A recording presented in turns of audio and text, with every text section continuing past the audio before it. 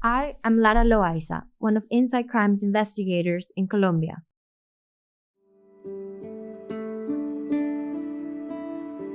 In 2021, Tibú, a municipality in Norte de Santander, located on the border between Colombia and Venezuela, suffered one of the worst waves of gender-based violence in its history. More than a dozen women were murdered, disappeared, threatened, and displaced after guerrillas of the National Liberation Army, Ejército de Liberación Nacional, or ELN, and dissidents of the now-defunct Revolutionary Armed Forces of Colombia, Fuerzas Armadas Revolucionarias de Colombia, FARC, uncovered a plan by security forces to use women to infiltrate their ranks. Inside Crime spoke with Mar, a woman whom the security forces tried to recruit, offering her money to become an informant. Even though she refused the offer on several occasions, the ELN accused Mar of working with the security forces and threatened her, kidnapped her, and displaced her from her home in Tibú. When Mar tried to denounce these events, the government institutions that were supposed to protect and support her in the face of guerrilla threats failed her. Now, the Catatumbo region, where Tibú is located, is once more facing an unprecedented wave of violence, as the ELN launched an attack on the FARC dissidents. Dozens of people have been killed, and thousands have been displaced, including women and children. This is a retelling of Mar's story, published in April 2024, titled The Informants of Tibú: How the Colombian State Unleashed a Wave of Femicides. Read by me, Lara Loaiza. We have changed the names of our sources to protect their identities.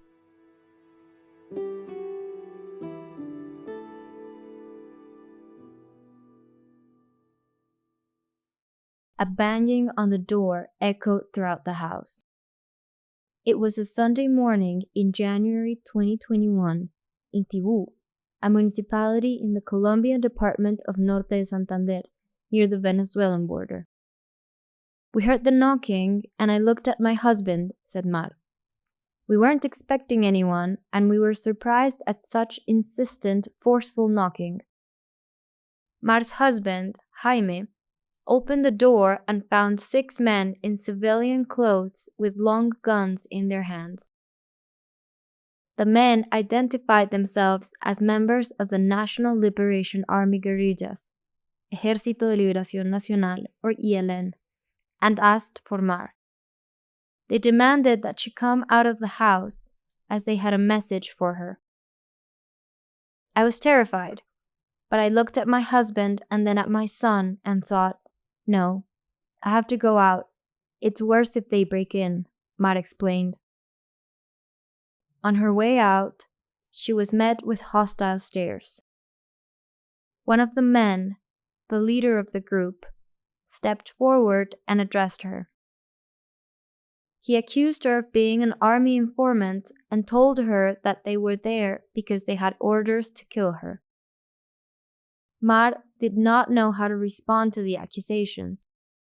Some of the men entered the house, grabbing Jaime, while others held Mar tightly by the arm and took her to the patio of the house. It all happened very quickly. They didn't give us time to say anything, to defend myself against what they were accusing me of, she recalls. The attackers locked Mar and Jaime's young son and the other adults in the house. Their issue was not with them. Then the men began to beat Mar and Jaime. Their screams drew the attention of the neighbors, who came to the house to see what was going on. When they found the ELN members, they asked what they were doing. Mar's family was well known in the neighborhood and had no problems with anyone. As the minutes passed, more people came and confronted the guerrillas, asking them to leave Mar and her family alone. The ELN men gave in. To this day, Mar still doesn't understand why. Maybe because there were too many witnesses, maybe because they didn't want to antagonize the community. Although they spared her life, The men warned Mar to stay in town so she could answer to the group in case they came back for her. Mar and her family became prisoners in their own home, and her ordeal was just beginning. Mar was not the only woman to be targeted by armed groups in Tibú as an informant. Between 2020 and 2021, more than a dozen women were killed, others disappeared, and many more were threatened and displaced after guerrillas operating in the department uncovered a plan by security forces to use women to infiltrate their ranks. The authorities' tactics put many women, most of them vulnerable, in the guerrillas' sights. However, from the outset, the security forces have denied responsibility for the recruitment of the women, and all the institutions that were supposed to protect and support them in the face of guerrilla threats have failed them.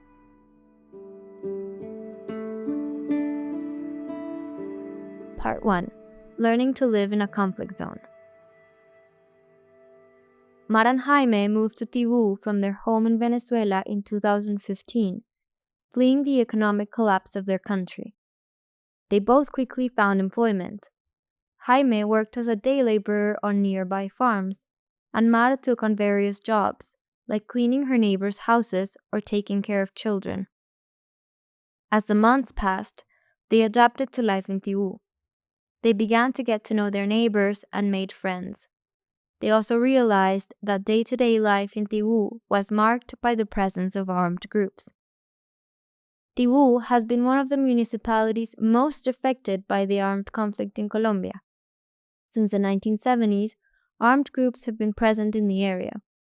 First, it was the Marxist-Leninist guerrillas of the Revolutionary Armed Forces of Colombia, Fuerzas Armadas Revolucionarias de Colombia, or FARC, and then the ELN, and the People's Liberation Army, Ejército Popular de Liberación, or EPL, and finally, the Catatumbo bloc of the paramilitary group known as the United Self-Defense Forces of Colombia, Autodefensas Unidas de Colombia.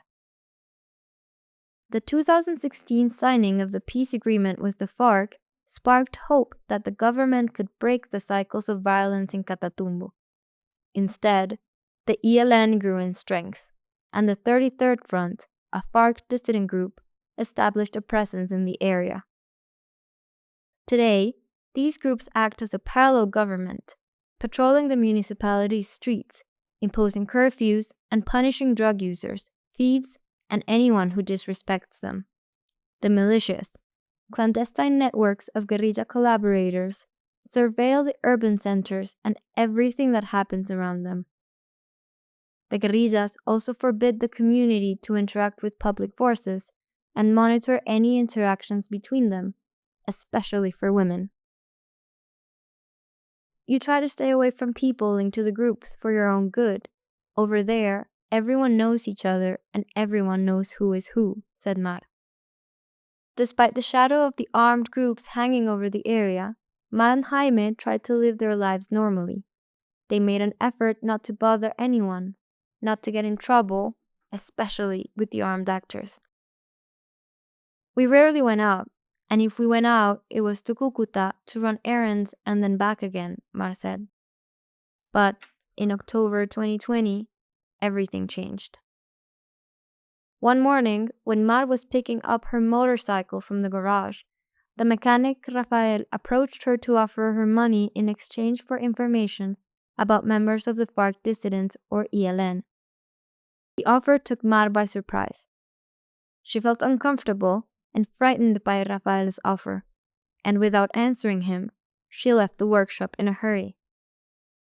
Rafael was not actually a mechanic, but allegedly worked with the security forces to identify women and recruit them to provide information about the guerrillas to the police and army intelligence. On the way home, Mar and Jaime decided not to take the motorcycle back to the supposed mechanic, to avoid rumors in town. They knew that sharing information about armed groups was bad business, and that somehow the groups would find out. In Tibú, no one has secrets. The militias know everything, she explained. But Rafael did not give up. 2 months later, in December, he showed up at Mar's house with an envelope full of money and offer her a fixed salary if she started sharing information about certain guerrillas operating in the area. He took out his phone and started showing me photos, Mar said. They were photos of the ELN leaders and dissidents. Rafael told her that she only had to call him if she saw any of these guerrillas. Again, Mar refused Rafael's offer. She needed the money, but she was not willing to take such a big risk with the guerrillas. Rafael was not pleased with her refusal, and, before leaving, he threatened her, saying if she told anyone what he had said, he would tell the authorities that she was a guerrilla collaborator. Mar was in shock, as was her husband. Fearful that their neighbors might say something, they decided to leave the town for a few days, to avoid both Rafael and generating rumors. But the precautions were useless, Mar recalled bitterly. The damage was done. Rafael's attempt to recruit Mar was part of a larger plan by the security forces, police and army, to use women from Tibú to obtain information on the movements of guerrilla commanders. It all began in August 2020, when security forces recruited 7 women to infiltrate the guerrillas in the area. In exchange, they were promised a salary and a long-term work contract with the government. The women they recruited shared a similar profile, according to international cooperation sources, local officials, and female residents of Tibú, who spoke to Inside Crime on condition of anonymity due to the sensitivity of the issue. All of them were young, conventionally pretty women who were unemployed and either without family members in the area or with small children, 2 members of the international aid community who have worked with the civilian population in Catatumbo for years, told Inside Crime. Both have received testimonies of these cases, but asked not to be quoted because they were not authorized to speak about them. In addition, the women in this first group were Venezuelan migrants who had crossed the border to escape poverty, insecurity, and political instability, making them more vulnerable to the offers made by security forces. On the surface, the job was simple. They were to collect information about the guerrillas' movements in the town and share it with intelligence forces. Some women established relationships with members of the groups as the gateway. Others sought employment in places the guerrillas frequented, such as pool halls or bars in the town's rural areas. By December 2020, the women had managed to infiltrate the guerrillas and were holding up their end of the bargain, members of the International Cooperation Agency told Inside Crime. Meanwhile, the army and police continued to recruit more women, almost all of them with the same profile. They were asked to keep their eyes and ears open and to inform them if they saw anything related to the guerrillas. People close to the cases of the informants, who asked to remain anonymous for security reasons, confirmed that the main goal was to obtain information on drug trafficking and commanders' locations and cell phones to help carry out operations against high-value targets. This was not the first time the Colombian army used civilian women as informants. According to the Truth Commission, during Colombia's decades of armed conflict, security forces have used women, many of them mothers, migrants, and sex workers, as informants. Illegal armed groups also use the same tactic. According to traditional gender roles in Colombia, women were believed to generate less suspicion than men and go more easily unnoticed, making them valuable for intelligence tasks. But in Tibú, things got out of control. Several sources who spoke to Inside Crime between 2021 and 2023 confirmed that the initial group of 7 women was discovered by the armed groups. One person with first-hand knowledge of the cases told Inside Crime that in December 2020, a member of the guerrillas found text messages between one of the women and a member of the security forces. That woman, who was romantically involved with the guerrilla, managed to alert the other women of the imminent danger they were in, but it was too late for her. To this day, her whereabouts are unknown, and it is presumed that she was murdered. The international agency representatives told Inside Crime that the group of 7 women were given precise instructions on what to do in case they were discovered. They could turn to the Catholic Church, but not to the authorities. The same sources confirmed that while some of the women in this group managed to flee with the help of the church, others were killed by the guerrillas or are still missing. The ELN and the dissidents killed them because they feel infiltrated, said one of the cooperation sources. In addition to the international agency workers, some local officials and people close to the security forces claimed that at least one of the women did seek out the authorities who had recruited her and warned about the leak. She disappeared shortly after, and her whereabouts and who was behind her disappearance are still unknown. The security forces are also murderers because they knew they were putting them in danger, a local social leader told Inside Crime. Inside Crime's monitoring shows that the top leaders of both guerrillas, part of the targets of the security forces of use of these women, remain at large. The guerrillas decided that it was the people of Tibú who had to pay the consequences. Inside Crime has compiled testimonies that point to the forced disappearance of at least 5 women who collaborated with the security forces in Catatumbo since the beginning of 2021. But the violence did not stop there. After discovering the women spies, the ELN and the dissidents began a campaign of assassinations of women they suspected of being informants, unleashing a wave of gender-based violence. Photos of the women accused of providing information to the security forces appeared in videos circulating in WhatsApp chains in Tibú. In the messages, the women were called whores, among other derogatory terms, to justify the calls for violence against them. People said that they were asking for it. She asked for it, and that's why it happened to her, Ma recalled as she spoke of the women killed in Tibú. The videos also had an additional purpose: to remind the women of Tibú that the armed groups decide who they can and cannot associate with, and that those who break the rules will be punished. Kidnapped in your own home.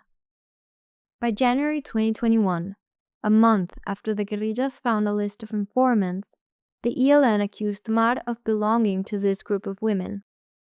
After the first assault, she and her family were locked up for 5 days. They knew they were being watched by the guerrillas. Mar said that she did not know how the group had found out about the visits from Rafael because she and her family had taken many precautions. On the 5th day of being a prisoner in her own home, guerrilla members appeared again at her door. The ELN commander told Mar that her name and address had appeared on a contact list of female army and police informants, and that Rafael, her supposed mechanic, was actually an undercover agent who had been discovered. They tortured her for hours. They asked her about other women and threatened to harm her family to get her to confess. He was at my house for almost 2 hours. Some of the questions he asked me he repeated to see if I was wrong about something or if I was telling him lies, Mar said. Jaime was also tortured. Hearing the screams, neighbors returned to confront the group. The commander said that he had not killed anyone in my family yet because the neighbors testified that we were good people. We were a quiet, hard-working family. For the second time, Mar's life was spared. But this time, the ELN gave her just 30 minutes to leave Tibú. In a matter of minutes, Mar and her family left the municipality, beset by fear, leaving everything she and her husband had built over the past 5 years.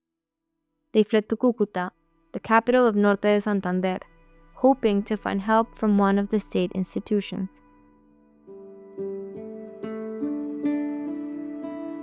Part 2. A Survival Challenge.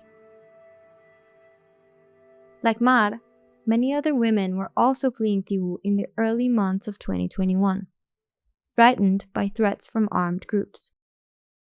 Those who appeared in the videos and those who received visits from the guerrillas in their homes were quietly leaving the municipality with the help of local women leaders for the capital.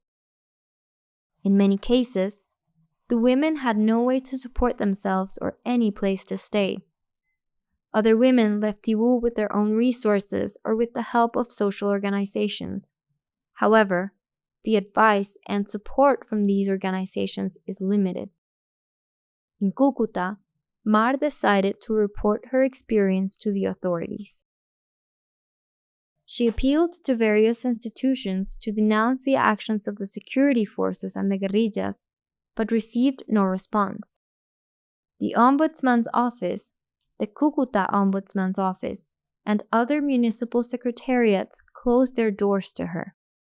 Not a single office activated the established protection protocol or provided comprehensive attention to her and her family. Nor could she access the humanitarian aid that she was due as a displaced person, since no one took her statement and she was not officially recognized as a victim of the conflict. When asked about cases similar to Mar's, several officials told Inside Crime of the major challenges they face in Cúcuta in attending to victims of the conflict, migrants, or asylum seekers, citing limited budgets and the need for formal complaints and cumbersome bureaucratic procedures. For Mar, living in Cúcuta was hard, so, some time later, and with no assurance for their safety, she and her family decided to return to Tibú. We waited for months to pass, and then we went back to Tibú to pick up our things because in Cúcuta we had nothing, said Mar. Once in Tibú, all the threats she had received were on her mind, but she hoped that she could go unnoticed and that the ELN would leave her and her family in peace. Her wishes were far from reality. On the road between Cúcuta and Tibú, there are clandestine checkpoints set up by FARC dissidents and ELN members, who also have informants watching who enters and leaves the town. So when Mar and Jaime returned to their house to get some of their belongings, ELN members arrived within minutes to confront them.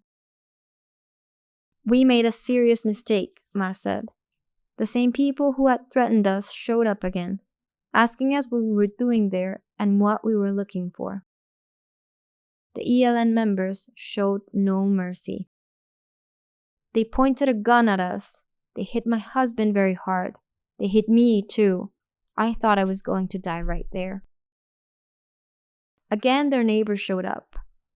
Mar and her family knew they would not be left alive if they disobeyed the ELN's warnings again, so they had no choice but to leave Tibú without what they had come for. They told us that if they ever saw us again, they would kill us, she said. They settled in Cúcuta, defeated, and depending on the support of their family. Their only consolation was that, outside of Tibú, the ELN would not bother them. But they were wrong about that too. They began to receive threatening calls and text messages. Jaime was summoned to a meeting with the ELN, who threatened to declare him a target if he did not show up.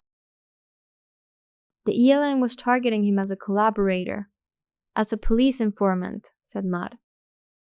Mar and Jaime decided to ignore the group's summons because after all they had been through, they knew that if he returned to Tibú, the ELN would kill him. But disobeying the ELN's orders brought consequences.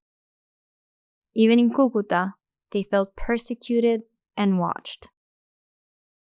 The trauma of the events in Tibú began to take its toll on Mar. She felt alone and totally without support. None of the authorities had contacted her, even though she had filed complaints with several institutions during her first stay in the departmental capital. With no other option and tired of living in fear, Mar and her family decided to return to Venezuela. They settled in a municipality near the Colombian border, hoping to rebuild their lives. Dead end.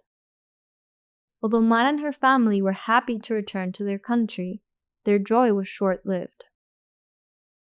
The tentacles of Colombian guerrillas have extended beyond the border for years. Venezuela has become a base of operations for ELN and FARC dissident factions, which operate with President Nicolás Maduro's administration's complicity. Mara and her family's sense of safety was interrupted when members of the ELN recognized her. Mara believes that her photo had been circulated within the group's ranks along with a message declaring her a military target. Armed men, hooded, kidnapped me, beat me, threatened me. They said that they had been told that I was a military target and that they were checking my identity, and if I was the person they thought I was, they were going to kill me, said Mar. At one point, Mar began to think it was all her fault. She was so used to hearing in Tibú that when a woman was killed or tortured by the armed groups, it was because she had asked for it, that she began to believe it. Mar was kidnapped and held for 2 days near the trochas, or informal crossings, that connect Venezuela with the metropolitan area of Cúcuta. Unable to tell her family and gripped by a fear that even she cannot describe today, almost 3 years after the event. With the help of other hostages, Mar miraculously managed to escape.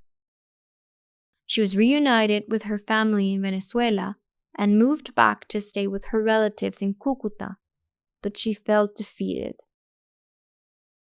It was around May 2022, and Mar had been struggling for more than a year with threats and pressure from the ELN. She had been tortured on multiple occasions, had been forced to flee her home and lose everything. At that moment, finding herself once again between a rock and a hard place, she decided to play her last card. Among the women of Tibú who had left the municipality, there was a rumor that the now former Secretary of Victims of Norte de Santander, Cristian Andrés Llanos, was a trusted official, and that he had managed to help other women who had been recruited by the security forces or threatened by the guerrillas. So, she set out to seek help one last time.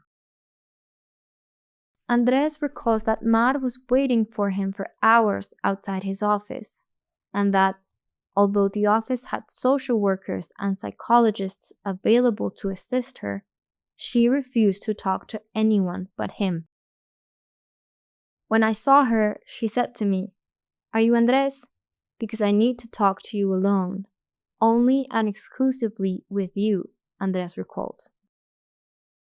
They went into his office to talk in private, and Mar told him in detail about her situation. The offers from the supposed mechanic, the false accusations, the torture to which the ELN subjected her, the kidnapping and displacements of which she and her family had been victims on several occasions. Mar's story reminded Andrés of 18 other women who had passed through his office between 2021 and 2022. The women reported that they had been recruited by members of the security forces who asked them to infiltrate criminal groups operating in Tibú or give them information about what they saw in town. They had been threatened by the groups and displaced. They were fleeing because other women accused of being informants and infiltrating armed groups had been killed. Since they were already on a list, they had to leave the department, said Andrés. However, when Andrés explained the protection protocol, which included providing a written statement, the women had panicked and decided not to make a declaration. Andrés explained that, on previous occasions, he had already escalated the issue to other instances, but that before the competent authorities, not having any support, invalidated the complaints. Upon hearing Mar's story, Andrés told her that the only way he could help her was to activate the Secretariat of Victims protocol, which included providing a statement of the facts and then going to the municipal ombudsman, since it was a highly complex case. Unlike other women, Mar agreed to leave a written statement. So far, she is the only one who has done so. With the statement, Andres began to follow the state care protocol.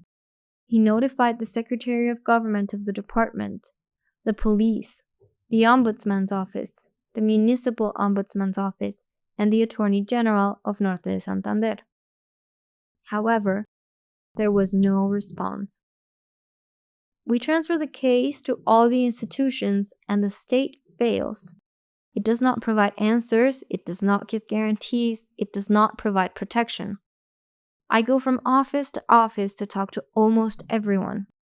I tell them, come on, haven't you read the news? Look at the number of femicides.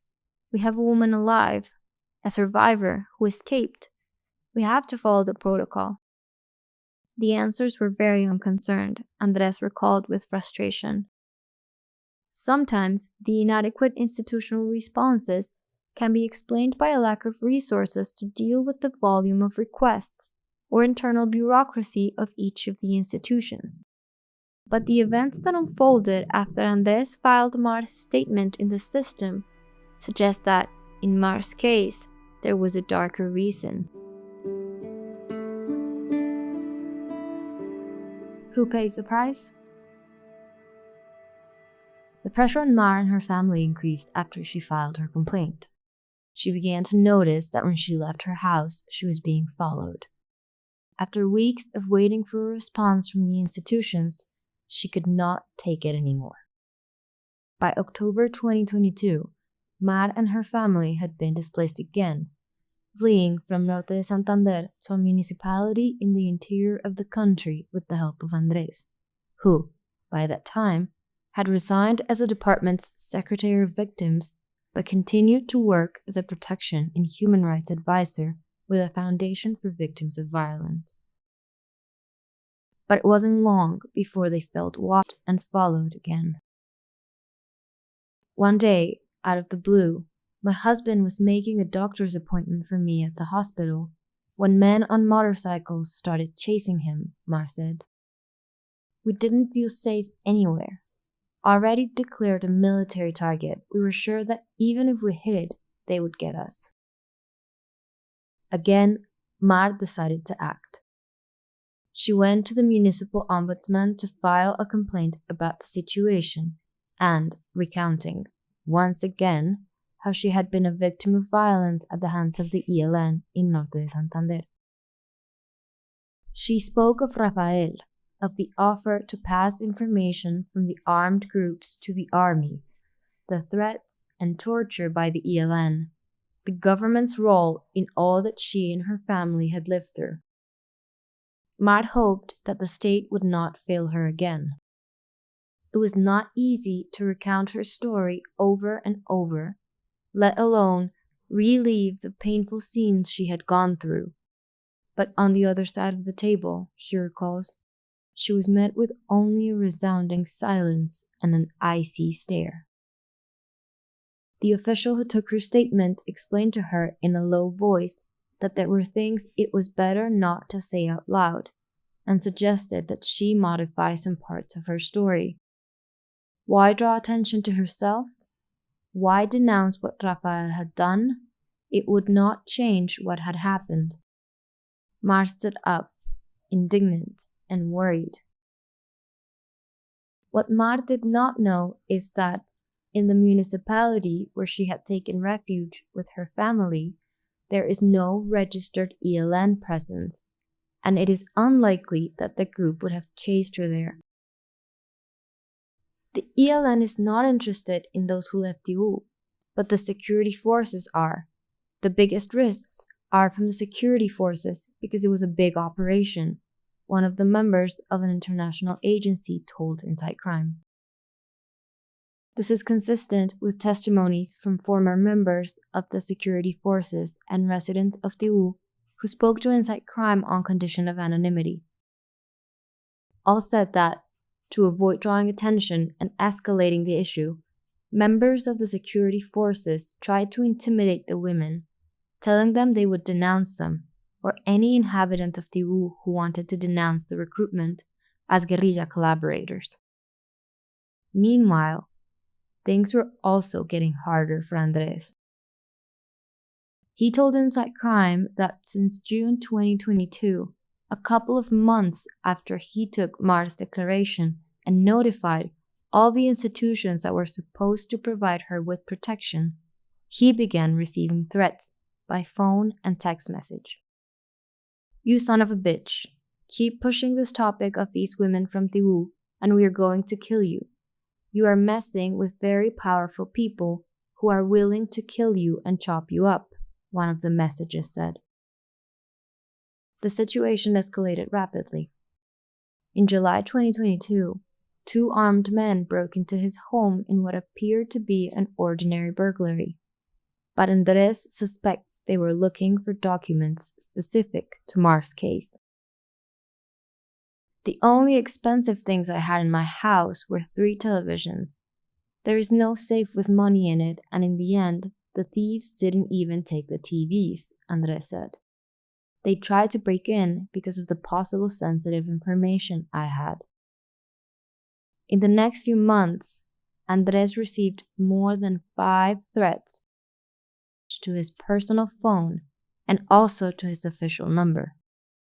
Although he filed complaints with the Attorney General's office and also requested support from the National Protection Unit, he never got a response. Andres claims that even his security detail was infiltrated. The threats told him personal facts or made references to his routines, things that only his security detail and those close to him could know. Andres also denounced this, but the investigations have been superficial and have not yielded concrete results. When, at the end of 2022, he again received a call from Mar asking for help, he helped her and her family to quietly leave the country. But this action brought him further trouble. Days after answering Mar's call, Andres and his family were again threatened with death. Then, in January 2023, unidentified men broke into the home of the regional coordinator of the National Protection Unit, Erika Yañez, and stole a computer with the information of hundreds of protected persons and their families, including Mar. Andres decided that the situation in Colombia was becoming too dangerous, and decided to leave the country for Europe and request political asylum with his family. However, his process has been delayed, and he fears having to return to Colombia, with no guarantee for his safety. Ongoing harassment. Mar and her family's lives were saved. They began the process of requesting asylum in a foreign country, and she's working to heal the wounds left by 2 years of violence and displacement. Like her, other women from Tibú have fled the country to rebuild their lives. Meanwhile, armed groups continue to accuse women and village leaders of being informants.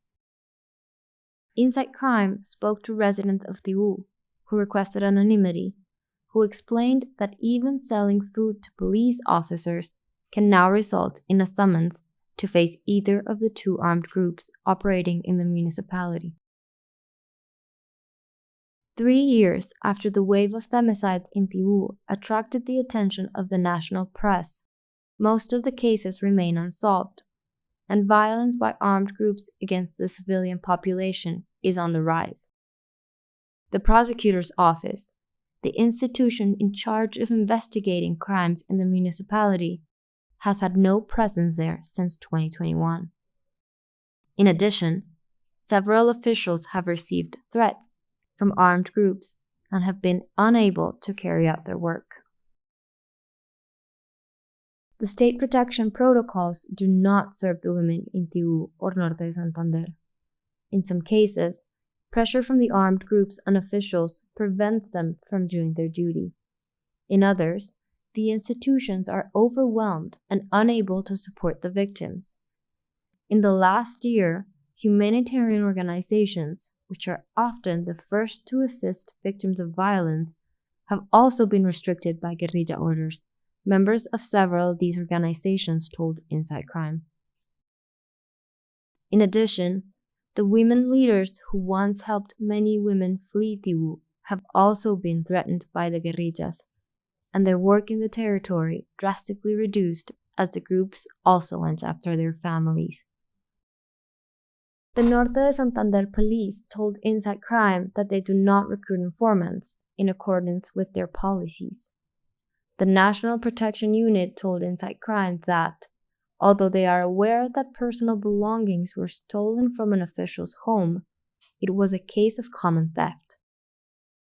They also claimed they could not identify how the phone numbers given to Andres and his bodyguards were leaked, and had rotated the security personnel assigned to him, and said that they do not have information or complaints regarding the messages sent to Mar by alleged UNP officials. Inside Crime also requested comments from the Ombudsman's Office, the Colombian National Police's Criminal Investigation Directorate, the Cúcuta Metropolitan Police, the Colombian Army, the Attorney General's Office, and the Municipal Ombudsman's Office of Cúcuta, but at the time of publication, none of these entities had responded. And yet, this chapter of Mar's life is not over. Months after her departure from the country, alleged officials of the National Protection Unit have contacted her through unofficial channels. In the messages, they asked her to report to the offices of the institution in Cúcuta, apparently to provide her with protection measures. They have also tried to locate her through family members, but the questions do not go beyond wanting to find out where she is. Although today she feels protected far from Tibú and has counseling, the thought of the violence she experienced and the certainty that nothing has changed in Tibú casts a shadow over Mar's process. She wanted to tell her story to make sure that, years later, the government institutions recognized their responsibility in the worst wave of gender violence that Tibú has seen in its recent history. The names of the protagonists have been changed to protect their identity.